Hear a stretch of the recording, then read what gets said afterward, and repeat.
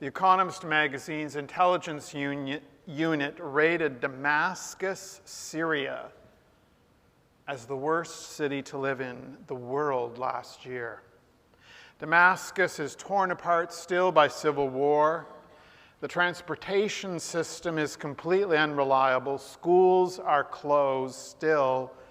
The water and the electricity come on, but only sporadically. And one man said that while food is available, it is too expensive for almost anyone to buy.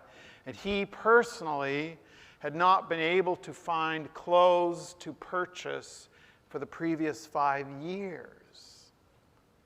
It is quite simply a city in ruins.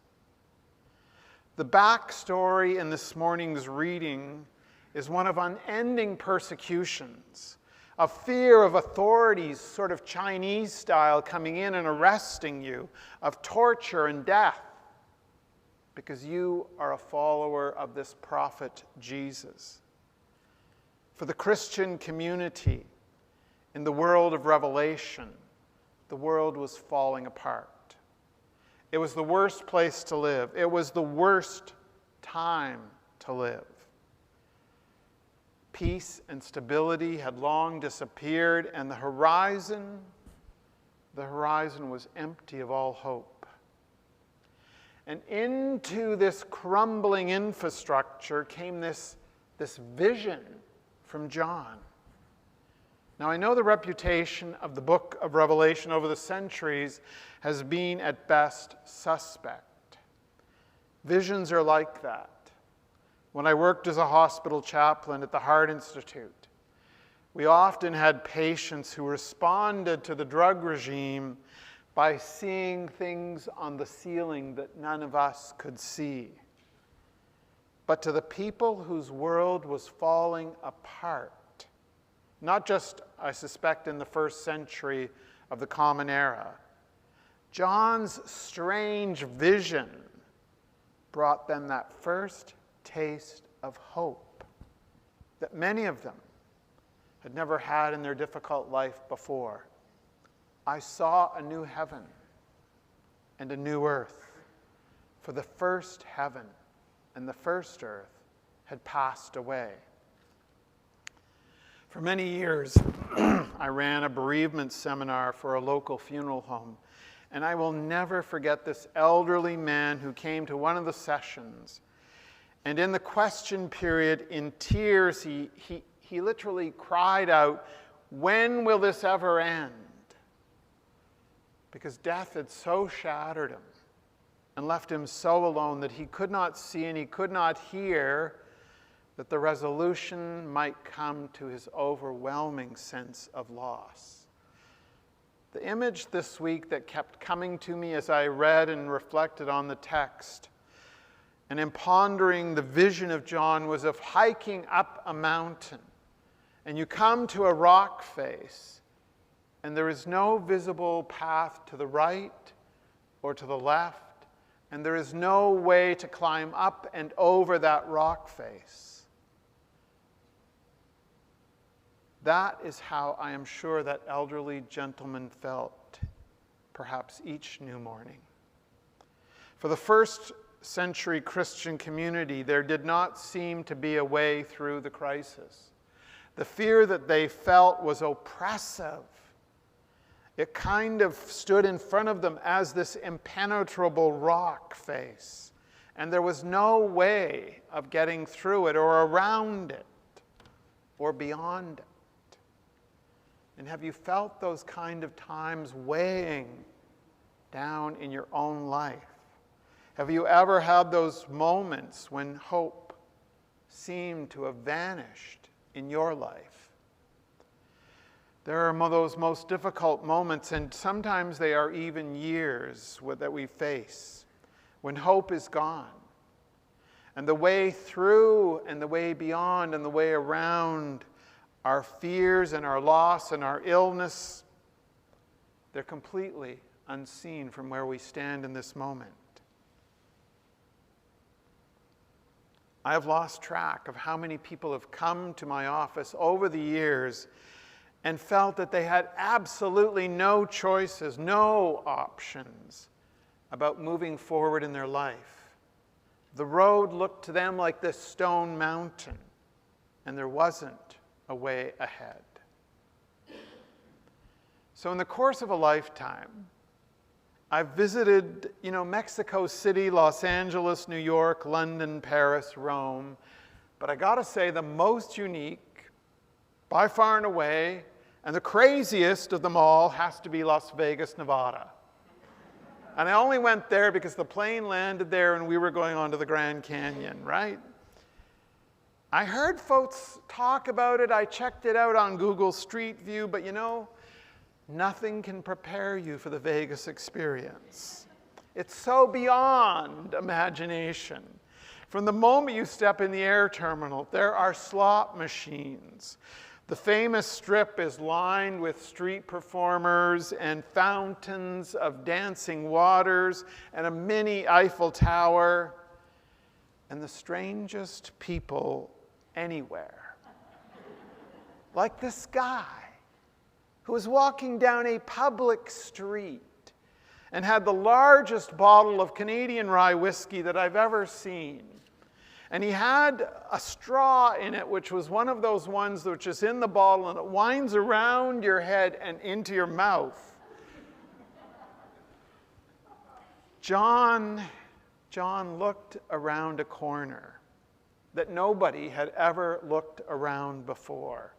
And his vision of this new heaven and this new earth and a new Jerusalem, as one commentator says, was an authorized look into the life beyond. John went to a place which was beyond imagination.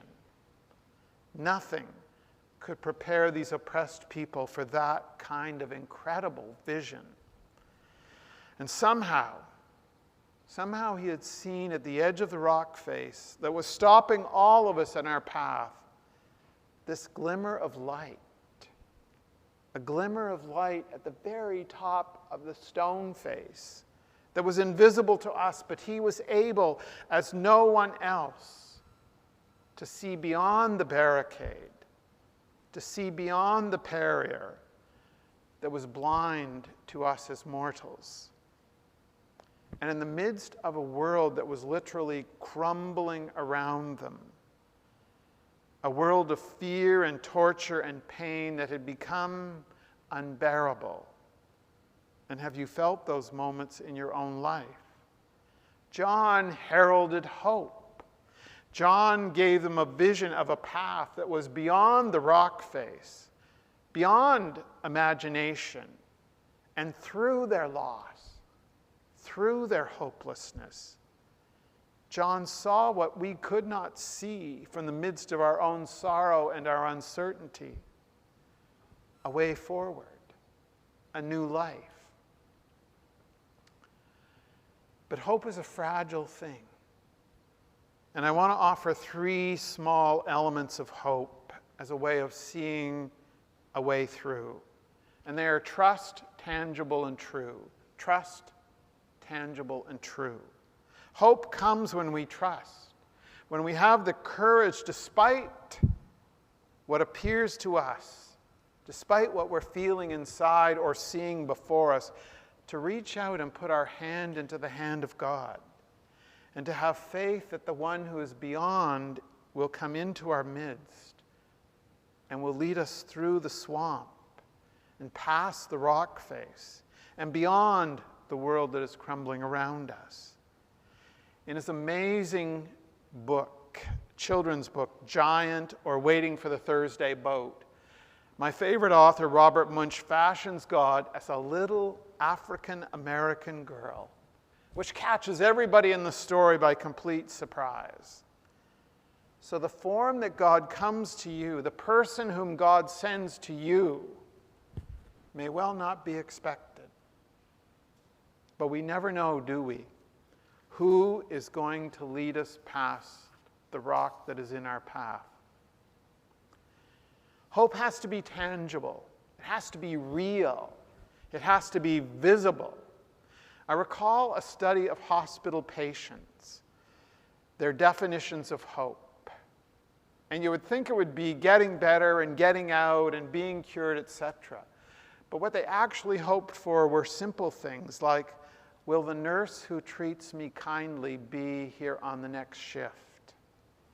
A colleague told me of driving off the road in the winter in Manitoba, and her only sign of hope in the darkness was this distant little farm light, which she walked to, and discovered that it was the porch light of a farmhouse where people were there and they helped her.